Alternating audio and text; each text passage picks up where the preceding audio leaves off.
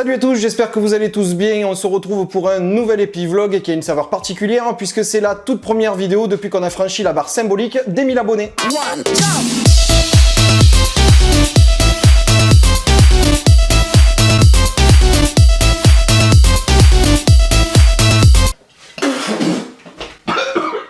Oui, la petite juste avant, c'était plutôt une vidéo informelle pour vous remercier et pour vous présenter le futur générique. Mais là, c'est pas pareil parce que j'ai une bonne grosse annonce à vous faire. Pour vous remercier de votre soutien, j'ai organisé un tirage au sort avec l'accord de 4 partenaires qui ont tous accepté, et je les en remercie, de s'associer à moi pour vous faire gagner des cadeaux. Alors ces cadeaux, quels sont-ils? Eh bien, c'est ce qu'on va voir tout de suite et on commence par Dudek qui vous propose d'avoir la classe en toutes circonstances sur les terrains en vous faisant gagner l'une de ces deux vestes. Celle-là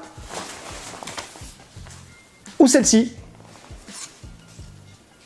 Et il vous offre aussi l'un de ces jolis tours de cou à l'effigie de la marque pour y accrocher vos clés, votre téléphone, votre belle-mère, ce que vous voulez. On passe maintenant chez ALS, le fabricant français de paramoteurs qui vous offre l'une de ces deux casquettes, une paire de housses de protection d'hélice pour éviter les petits chocs pendant le transport, ou les gros d'ailleurs. Des gobelets à l'effigie des ch'tis paramoteurs puisque ALS est l'un des partenaires principaux. Et l'une de ces petites choses qui ne sont autres que des petits sacs à dos FF Plume. On reste en France mais on glisse sur le domaine de l'électronique avec Happy Headset. Happy Headset, le fabricant de casques radio qui vous propose de gagner ce très joli Optime 3 tout neuf. Et cette petite bestiole qui répond au doux nom de PBM ou petit boîtier magique. Si vous voulez en savoir plus à son sujet, je vous invite à aller la voir un peu plus loin dans la vidéo. Je vous explique à quoi que ça sert et comment que ça marche. On va faire maintenant un petit tour du côté de la lecture avec l'excellent magazine Paramoteur Plus qui vous propose de gagner non pas 6 mois mais carrément 1 an d'abonnement à son excellente revue sur le paramoteur. Et comme moi aussi j'avais envie de vous faire un petit cadeau, je vous propose de gagner ce t-shirt à l'effigie de la chaîne ainsi qu'un de ces stickers en souvenir des 1000 abonnés. Et maintenant, pour participer à ce tirage au sort. Eh bien, pour participer, c'est tout simple puisqu'il n'y a que 2 étapes. La première, bien évidemment, c'est d'être abonné à Run to the Sky et si ce n'est pas déjà fait, vous pouvez réparer ça en cliquant sur le bouton s'abonner juste en dessous à droite de cette vidéo. Là, attendez. Voilà, donc là, voilà, s'abonner, voilà, et la cloche, ouais, impeccable. Voilà, maintenant vous avez fait la première partie de l'inscription du tirage au sort et en plus vous serez tenu au courant de la sortie de mes prochaines vidéos. Et pour la deuxième étape, rendez-vous tout simplement maintenant sur la page Facebook de la chaîne. Je vous ai mis le lien dans la description de cette vidéo juste en dessous. Et lorsque vous y serez, trouvez le sujet traitant du tirage au sort. De toute façon, c'est pas compliqué, je l'ai mis en épinglé donc il sera tout en haut de la page. Et laissez en commentaire en majuscule « Je participe ». Ce tirage au sort aura lieu le vendredi 30 août à 20 h, c'est-à-dire vendredi prochain, et il aura lieu en live sur YouTube. Et là, je m'adresse à certains qui m'ont envoyé des messages, ça ne servira à rien d'attendre sur Facebook, tout se passera en live sur YouTube. Donc pour certains qui ont l'habitude d'attendre la sortie des vidéos sur Facebook, cette fois, ça ne sert à rien, tout ce que vous allez faire, c'est de louper le tirage au sort. Donc n'oubliez pas, le vendredi 30 août à 20 h en live sur YouTube et nulle part ailleurs. Je tiens à saluer mes 4 partenaires pour ce tirage au sort, à savoir ALS, Paramoteur Plus, Dudek et Happy Headset, sans qui, il faut bien le dire, ce petit événement n'aurait tout simplement pas eu lieu. Donc merci à eux pour leur confiance et leur participation. Passons maintenant, si vous le voulez bien, aux autres sujets. Il y a quelques temps, sur la page Facebook de la chaîne, je vous ai proposé un petit sondage pour savoir si oui ou non vous étiez intéressé par une discussion au sujet des batteries au lithium polymère qui traînent dans nos paramoteurs. Vous aviez répondu en majorité oui, et comme je peux rien vous refuser, on va en parler. Une batterie au lithium polymère, vous vous en doutez, ça sert tout simplement à mettre en route un moteur équipé d'un démarreur électrique. Attention cependant, ce n'est pas le seul moyen de démarrer un moteur, puisque certains sont équipés tout simplement d'un lanceur manuel comme une tronçonneuse. Putain, elle démarre pas. Tandis que certains combinent les deux, comme le Vitoradi 185 qui est équipé d'un lanceur manuel et d'un démarreur électrique. Mais revenons plutôt à cette batterie au lithium polymère plus communément appelée LiPo. Alors déjà, quand on recherche des infos sur des batteries au lithium, que ce soit LiFe, LiPo ou Li-ion, généralement on tombe sur ça.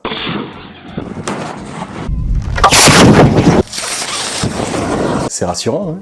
Mais j'ai envie de vous demander de passer un peu outre ça, parce que ce concept de la batterie au lithium quelle qu'elle soit, qui vous pète à la tronche sans raison, ça existait certes, mais quand ce type de batterie en était encore assez balbutiement. Pour ma part, ça fait de nombreuses années que j'utilise des batteries LiPo, et j'en utilise encore, et pourtant, vous voyez, je suis toujours entier. Ok, vous voulez un exemple un peu plus concret? Le petit robot Opportunity de la NASA, lui. Il a été envoyé sur Mars en 2004, et sa mission initiale était prévue pour 90 jours. Il a tenu 14 ans. Et je vous laisse deviner avec quel type de batterie il fonctionnait. Ah oui, puis bon, tant qu'à y être, il a aussi battu tous les records de distance encore à l'heure actuelle, puisqu'il a parcouru 45 km sur la planète rouge.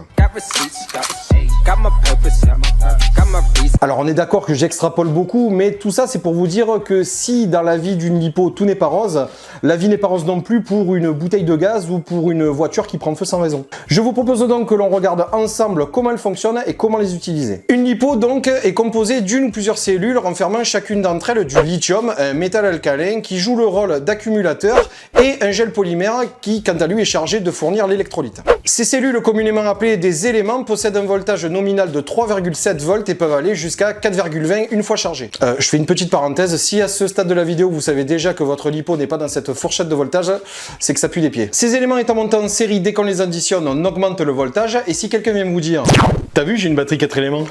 Eh bien vous savez que c'est une batterie de 14,8 volts puisque 3,7 x 4 égale 14,8. Et ça vaut aussi pour un élément, 2 éléments, 3 éléments, etc. Mais ce n'est pas la seule caractéristique que l'on trouvera sur ces batteries. En effet, si l'on regarde l'étiquette de celle-là, on trouvera les informations suivantes. Le nombre d'éléments et la somme totale en volts. La capacité de la batterie en milliampères qui mentionne qu'elle peut délivrer soit 5 ampères pendant 1 heure ou alors 1 ampère pendant 5 heures. Le taux de décharge maximal indique à quelle puissance vous allez pouvoir tirer sur votre batterie en continu sans l'abîmer. Et enfin, la puissance en watts calculable avec la formule suivante, P égale volt fois ampère, ce qui nous donne ici 37 watts. Une fois que vous avez ces infos en poche, il vous suffit d'aller consulter les données constructeurs de votre moteur, d'y trouver la puissance demandée pour le faire démarrer, et le tour est joué. Les avantages des lipos sont nombreux, la taille, le poids, la diversité des capacités et des puissances, mais si vous voulez que la vôtre tienne le plus longtemps possible, il va falloir passer par la case entretien, et pour ça, je vous ai fait une petite liste. Ne descendez jamais en dessous de 3 volts par élément sous peine de créer une chimie qui endommagera sérieusement la batterie. Lors de la charge, évitez de dépasser un taux de charge de 1C, par exemple pour une lipo de 1000 mAh ou 1 ampère chargé à 1 ampère. Même si vous avez respecté les règles d'entretien à la lettre, sachez qu'une lipo est conçue pour résister entre 150 et 200 cycles de charge. Donc si elle commence à gonfler comme celle-ci, c'est qu'elle est malade. Serge Lama. Si vous êtes amené à ne plus utiliser votre lipo pendant un petit moment, placez-la en mode stockage, c'est-à-dire de la charger à hauteur de 40%. C'est la norme qui a été établie par les constructeurs pour la maintenir dans les conditions de stockage idéales. Ne laissez pas votre lipo dans le froid ou en plein soleil, elle déteste ça. Et enfin évidemment, ça c'est propre à toutes les batteries quelles qu'elles soient, évitez de les charger à côté d'une source inflammable. Et maintenant, si je peux me permettre, 3 achats qui me semblent indispensables. Le tout premier, c'est d'acheter un véritable chargeur et pas un chargeur où on charge avec cette petite prise. Ça, soit dit en passant, c'est une prise d'équilibrage. Ça sert à, comme son nom l'indique, équilibrer les éléments pendant la charge. Alors bien sûr, vous pouvez charger par là, hein, rien ne vous en empêche, mais ce n'est pas sa fonction première. De toute façon, quand vous passerez plusieurs heures à charger votre lipo au lieu de 30 minutes en passant par les bons câbles et avec un chargeur digne de ce nom, vous verrez de quoi je parle. Un chargeur digne de ce nom, ce n'est pas forcément synonyme de hors de prix. Vous avez de très bons chargeurs programmables pour moins de 50 €. Et grâce à ceci, vous allez pouvoir régler votre charge au millimètre près et avoir à la sortie une lipo parfaitement chargée et équilibrée. Deuxième achat, un sac de protection destiné aux batteries lithium polymère. Comme je vous l'ai dit tout à l'heure, si vous entretenez votre batterie, il y a autant de chances qu'elle explose que votre voiture prenne feu. Mais comme il ne faut jamais dire jamais, un sac de protection comme celui-là vous mettra à l'abri au moins pendant un temps d'un danger potentiel. Et enfin, troisième et dernier achat, un testeur d'accu. Lorsque vous êtes au terrain et que vous voulez savoir où en est votre batterie, branchez ce petit boîtier à la prise d'équilibrage et vous saurez instantanément l'état de santé de vos éléments et la capacité restante de votre lipo. Voilà à peu près tout ce que je peux vous dire sur ces batteries sans trop m'étaler sur le sujet. Pour moi, les lipos, c'est fiable et performant et je leur fais totalement confiance. Merde. Vous vous souvenez, la dernière fois dans le vlog 6, je vous avais parlé de l'importance de bien choisir sa cylindrée avant d'acheter. La preuve en image.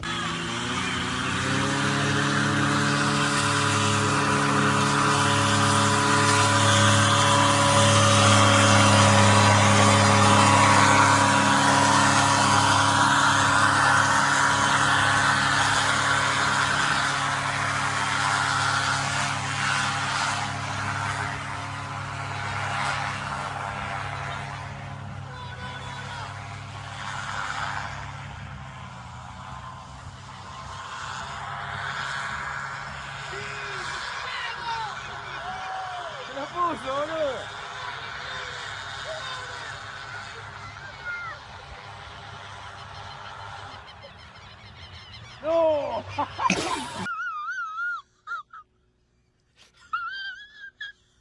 On pourra dire ce qu'on veut, mais il est quand même sacrément durant ce mec.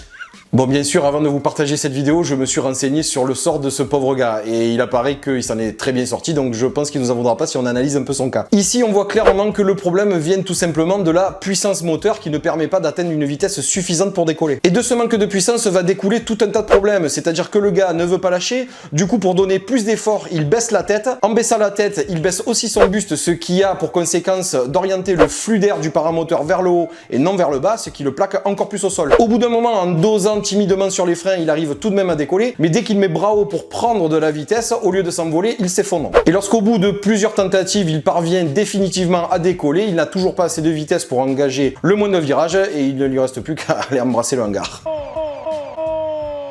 Bon, pour ceux qui débutent, je ne vais pas me la jouer instructeur et vous dire ce qu'il faut faire, mais je voudrais juste vous partager quelques conseils que l'on m'avait donnés quand j'étais moi aussi en formation. Quand on décolle, il y a 3 choses qui ne changent pas. La première, c'est que pendant votre course, pensez à mettre le bassin en avant de manière à orienter le flux d'air du paramoteur vers le bas. Ce qu'on appelle par chez moi mettre la en avant. Ah, bravo, très classe. Bah oui, mais il appelle comme ça, qu'est-ce que je vous dise. La deuxième, c'est de mettre les freins au niveau des pectoraux dès que votre voile est bien stable au-dessus de votre tête. Ça permettra pour ainsi dire de faire comme les volets d'un avion et ça vous aidera à décoller. Pour la petite histoire, lors de mon premier vol, j'ai oublié de faire ça, je vous garantis que j'ai cavalé longtemps. Et la troisième, c'est que lorsque vous vous sentez décoller, ne faites pas l'erreur de vous jeter directement dans votre sellette. Tout ce que vous allez réussir à faire, c'est d'alourdir d'un coup votre machine qui est en pleine prise de vitesse et au tout début de sa portance. Et au lieu de vous envoler, vous allez surtout passer la tondeuse avec votre hélice. Donc dans un premier temps, restez dynamique sur vos jambes, prenez un peu d'altitude, prenez de la vitesse et à partir de ce moment-là, vous pourrez vous asseoir. Allez, on enchaîne sur les nouveautés matérielles maintenant. Souvenez-vous, en début de vidéo, je vous ai parlé de ça, et ça c'est le PBM ou petit boîtier magique, fabriqué et commercialisé par la marque française Happy Headset. Alors à quoi ça sert? Eh bien, grâce au PBM, vous allez pouvoir relier votre casque radio à votre smartphone, et du coup, ça vous permettra de recevoir des appels téléphoniques, d'écouter de la musique, passer des appels en visio, faire des lives sur YouTube ou sur Facebook avec vos amis, et si vous en avez besoin, d'appeler Google ou Siri à la rescousse en appuyant sur le petit bouton rouge situé juste à côté de la prise radio. Comme vous le voyez, ça marche très bien et c'est très pratique si vous voulez rester joignable en vol ou tout simplement partager vos exploits avec vos amis. Et je vous rappelle, si vous avez déjà oublié, que ce petit boîtier magique est à gagner pour le tirage au sort des 1000 abonnés. Donc si c'est pas déjà fait, dépêchez-vous de vous inscrire.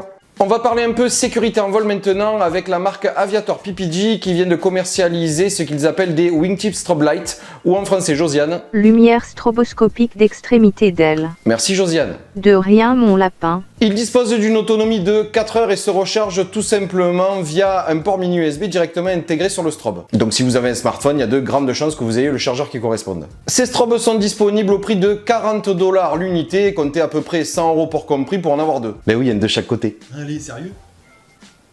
Bref, ça n'engage que moi, mais comme en ce moment nous sommes en plein dans une saison qui nous impose de voler ou tôt le matin ou tard le soir pour des raisons d'aérologie, je trouve que ce n'est pas si inutile que ça que d'être bien vu par les autres. On retourne en France maintenant avec la marque Adventure qui vient de sortir sa toute nouvelle voile, la Crossover. Alors j'ai pu voir cette voile pour ainsi dire en avant-première puisque Adventure a envoyé à toutes les écoles de son réseau des crossovers pour les faire tester à des clients potentiels. Donc j'ai pu la voir évoluer aux mains d'autres pilotes. Oui, parce que moi... Et j'ai pu voir que la demoiselle n'était pas en reste technologiquement parlant puisqu'elle est dotée d'un tissu Skytex Porsche ultra léger. On dit Porsche, je sais pas, tu sais toi? Ouais, voilà. Un suspentage 3 lignes, un bord d'attaque Sharknose ou... Nez de requin. Eh bien, c'est Josiane quand même. Oui, j'envoie du lourd. Double jaune sur le bord d'attaque et jaune simple sur le bord de fuite. Des poignées TST sur les élévateurs pour la maniabilité à haute vitesse. Et enfin, des accélérateurs avec poulie à roulement afin d'y connecter une speedbar et pouvoir enfin crever le voisin en ligne droite qui fait le beau depuis trop longtemps. D'ailleurs, tu fais moins de beau maintenant, hein? Un crossover. Excusez-le. Côté performance maintenant, la Crossover là non plus n'est pas en reste puisqu'elle présente une finesse de 8,7. Alors je pourrais vous expliquer mais il faudrait rentrer dans un délire de polaire de vitesse etc, c'est chiant. Mais pour faire court, une finesse de 8,7 ça veut dire qu'à une altitude d'1 km, la voile peut parcourir dans un plané optimal 8,7 km. La vitesse maxi n'est pas non plus à la ramasse puisque la petite Crossover nous propose un très honorable 65 km/h. Et pour finir, sachez que cette voile existe en plusieurs tailles allant de 20 m² pour la plus petite à 28 m² pour la plus grande. Voilà pour ce petit tour d'horizon des nouveautés, on passe maintenant à l'actu du paramoteur. Du 30 août au 1er septembre se déroulera sur l'aérodrome de Blois le 39e rassemblement de tout ULM, donc tout ce qui vole et tout ce qui est ultra léger Il sera représenté aussi bien en vol qu'au sol avec de nombreux exposants. Donc c'est l'occasion de voir des machines sympas. Sachez que si vous êtes pilote, vous pouvez vous inscrire pour voler là-bas avec votre machine personnelle. Maintenant, à l'heure où sort cette vidéo, est-ce qu'il restera des places? Ça, j'en sais rien. En tout cas, ce qui est sûr, c'est que moi, je n'y serai pas puisque quelques jours plus tard, je serai à la Coupe Icare. La 46e édition de la mondialement connue Coupe Icare se déroulera du 19 au 22 septembre 2019 sur la commune de Saint-Hilaire-du-Touvet dans l'Isère. Si vous aimez le spectacle et la créativité, vous allez être servi puisque là-bas vous allez croiser des parapentistes déguisés, des montgolfières, des ballons, des wingsuiters, bref, si vous voulez en prendre plein les yeux, c'est vraiment là-bas qu'il faut être. Sachez que si vous vous rendez sur le site officiel de la Coupe Icare, vous pouvez acheter des billets prépayés, comme ça vous ferez pas la queue et potentiellement vous éviterez ça. Monsieur? Dis donc toi, tu peux pas faire la queue comme tout le monde? Abruti, crétin, cocu, andouille! Comme à Blois, vous pouvez vous inscrire pour voler avec votre matériel personnel, mais est-ce qu'il restera des places? On vous garantit rien les mecs. Et c'est la fin de cet épi-vlog qui était certes un peu long, mais j'avais plein de choses à vous dire. Mais c'est pas une raison pour regarder la vidéo en accéléré. Ne mentez pas, je sais que vous le faites. Je vous rappelle que je vous mets en description la procédure pour vous inscrire au tirage au sort, et au passage, je vous mets plein d'autres liens concernant tout ce dont on a parlé dans cet épi-vlog. J'espère que cette vidéo vous aura appris quelques trucs. Si c'est le cas, merci de me lâcher un petit pouce bleu des familles, ça fait toujours plaisir. Si vous avez des questions ou quelque chose à me dire, vous pouvez le faire dans l'espace commentaire situé juste en dessous de la vidéo. Je sais pas moi, cool la vidéo, merci pour l'info, bisous, Michael Jackson était un alien. Et n'oubliez pas, si ce n'est pas déjà fait, de vous abonner à la chaîne Run to the Sky pour vous tenir au courant de mes actualités et de la sortie de mes prochaines vidéos. Je vous dis donc à très bientôt pour le tirage au sort en live sur YouTube. Encore un grand merci à mes partenaires sans qui rien n'aurait été possible. Et je vous dis à la prochaine et à bientôt à ceux que je croiserai à la Coupe Icare. Mais d'ici là, n'oubliez pas, volez et vous saurez pourquoi les oiseaux chantent. Salut!